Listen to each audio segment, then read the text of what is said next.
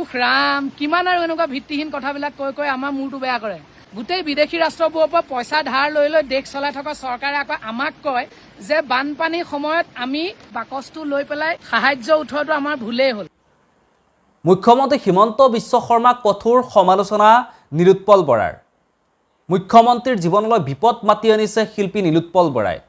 আপোনালোকে সকলোৱে জানে নিলোৎপল বৰাই যেতিয়াই অসমত বানপানীৰ সৃষ্টি হৈছে, উজনি অসমত যেতিয়াৰ পৰা বানপানীৰ সৃষ্টি হৈছে তেতিয়াই চৰকাৰখনক লৈ কিছু মন্তব্য আগবঢ়াইছিল, যিখিনি মন্তব্যক বহুতে সন্মতি জনাইছিল আৰু বহুতে সেই মন্তব্যখিনি সন্মতি জনোৱা নাছিল।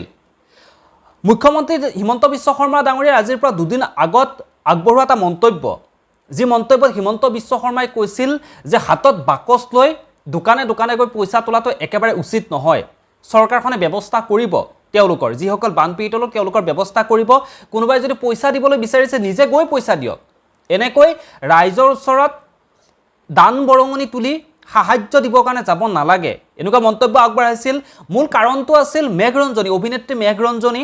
তেওঁ যিহেতু বাহিৰত, ভাৰতৰ বাহিৰত কোনোবা এখন ঠাইত তেওঁ নৃত্য কৰি পইচা কালেকশ্যন কৰিছিল, যাতে এই বানপীড়িত উজনি অসমৰ যি বানৰ ভয়াৱহ সৃষ্টিৰ ৰূপ লৈছে, আপোনালোকে সকলোৱে গম পায়, গাঁও ধ্বংস হৈ গৈছে, মানুহৰ জীৱন শেষ হৈ গৈছে, তেওঁলোকক সেই বানে শেষ কৰি যোৱা পৰিয়ালসমূহক যাতে কিছু পৰিমাণে আৰ্থিকভাৱে হ'লেও সহায় কৰিব পৰা যায়, তেওঁলোকক যাতে সাহায্য দিব পৰা যায়। যেতিয়াই মেঘৰঞ্জনীয়ে ভাৰতৰ বাহিৰত গৈ সেই নৃত্য কৰি সেইদৰে টকা উঠোৱা আৰম্ভ কৰিলে, যেতিয়া সেই ভিডিঅ'টো সামাজিক মাধ্যমত ওলাই পৰিলে, তেতিয়া মেঘৰঞ্জনীক লৈ বহুতো চৰ্চা আৰম্ভ হ'ল। বহুতে ক'লে আচলতে বাহিৰা ঠাইত গৈ এইদৰে হাত পাতিব কিহৰ কাৰণে লগা হ'ল? আমি ইমান মগনীয়া হৈ গ'লো নে যে বাহিৰৰ ঠাইত গৈ আমাৰ অসমৰ বানপানীৰ কাৰণে আমি তাতে পইচাৰ কাৰণে হাত পাতিব লগা হৈছে? মেঘৰঞ্জনীয়ে তাতে পইচাৰ কাৰণে নৃত্য কৰিব লগা হৈছে। বিভিন্নজনে বিভিন্ন ধৰণে সমালোচনা কৰিলে মেঘৰঞ্জনীক।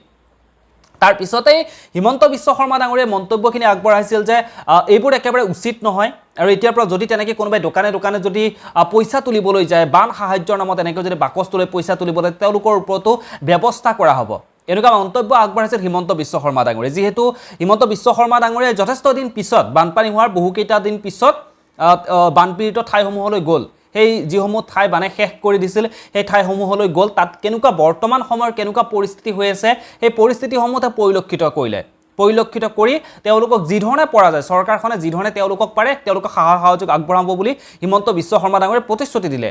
আৰু তাৰ আগতে আপোনালোকে দেখিছে বানপানী হোৱাৰ পিছতেই, যেতিয়াই বানপানী হৈছিল তাৰ পিছতেই কিন্তু গোটেই অসমখনৰ কণ্টেণ্ট ক্ৰিয়েটৰসকলেই হওক, শিল্পী সমাজেই হওক বা সকলো মানুহেই হাত উজান দিছে যাতে সেই মানুহখিনিক কিবা এটা কৰিব পৰা যায়।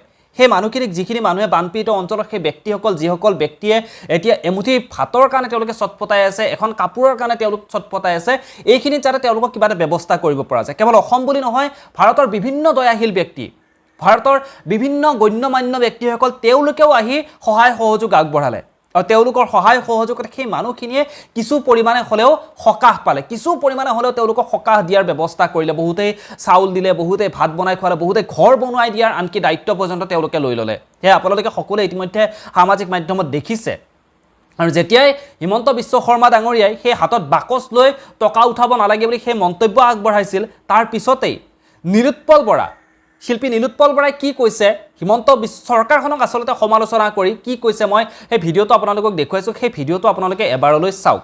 সেই ভিডিঅ'টো চাই আপোনালোকে আপোনালোকৰ মতামতসমূহ জনাবৰ কাৰণে একেবাৰে নাপাহৰিব। আৰু এই ভিডিঅ'টোত কিন্তু মই কোনো ধৰণৰ চৰকাৰক সমালোচনা কৰিবৰ কাৰণে একেবাৰে বনোৱা নাই, কেৱল যিটো ভিডিঅ' নিলোৎপল বৰাই বনাইছে, যিখিনি কথা কৈছে সেইখিনি আপোনালোকক দেখুৱাব বিচাৰিছোঁ। আৰু যিখিনি মোৰ দৃষ্টিগোচৰ হৈছে, মই যিখিনি দেখা পাইছোঁ, আচলতে সেই বানপীড়িত লোকসকলক কিদৰে অসমৰ প্ৰত্যেকজন ব্যক্তিয়ে কেনেকৈ সহায় কৰিছে সেইখিনি কথাই আপোনালোকৰ আগত ক'বলৈ চেষ্টা কৰিছোঁ। আহক নিলোৎপল বৰাই কি কৈছে, আমি নিলোৎপল বৰাৰ ভিডিঅ'টো এবাৰ চাই লওঁ।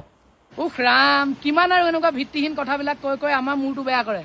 গোটেই বিদেশী ৰাষ্ট্ৰবোৰৰ পৰা পইচা ধাৰ লৈ দেশ চলাই থকা চৰকাৰে আকৌ আমাক কয় যে বানপানীৰ সময়ত আমি বাকচটো লৈ পেলাই সাহায্য উঠোৱাটো আমাৰ ভুলেই হ'ল। আৰু আপোনালোকে কাম ইমান দেৰিকৈ আৰম্ভ কৰিছে, ৰাইজ নথকা হলেতো 1500, 2000, 3000 মানুহ শিৱসাগৰ, যোৰহাটত মৰিব লগা হ'লহেঁতেন। তাৰমানে কি মানুহবিলাকক মৰিবলৈ এৰি দিব লাগিছিল নেকি? আপুনি ৰাইজক ধন্যবাদহে দিব লাগিছিলে যে মই কৰিব নোৱাৰা কামটো আজি ৰাইজে কৰি দিলে। সেইখিনিতো আপোনাৰে মানুহ, গোটেই অসমখনৰ মানুহখিনি আপোনাৰ জনসাধাৰণ নহয় জানো?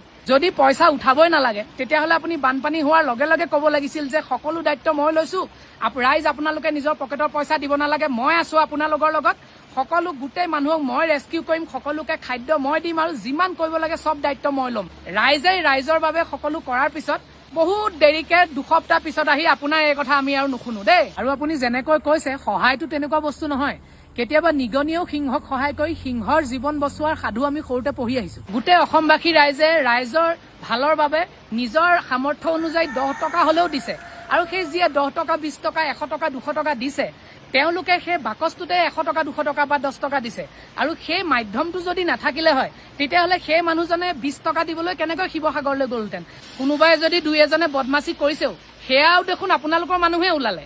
আপোনালোকে যে ডাঙৰ ডাঙৰ পোষ্টাৰ লগাইছিলে বানমুক্ত অসম, তাৰ ঠাইত যদি দম আছে আপোনালোকে ঋণমুক্ত অসম বুলি পোষ্টাৰ লগাওক। বানপানীত মানুহে মানুহৰ বাবে কাম কৰা প্ৰতিজন মানুহক আপুনি ধন্যবাদ দিয়াৰ পৰিৱৰ্তে তাচ্ছিল্য আৰু উপলুঙাহে কৰিলে। ইয়াৰ উত্তৰ কিন্তু সময়ে দিব।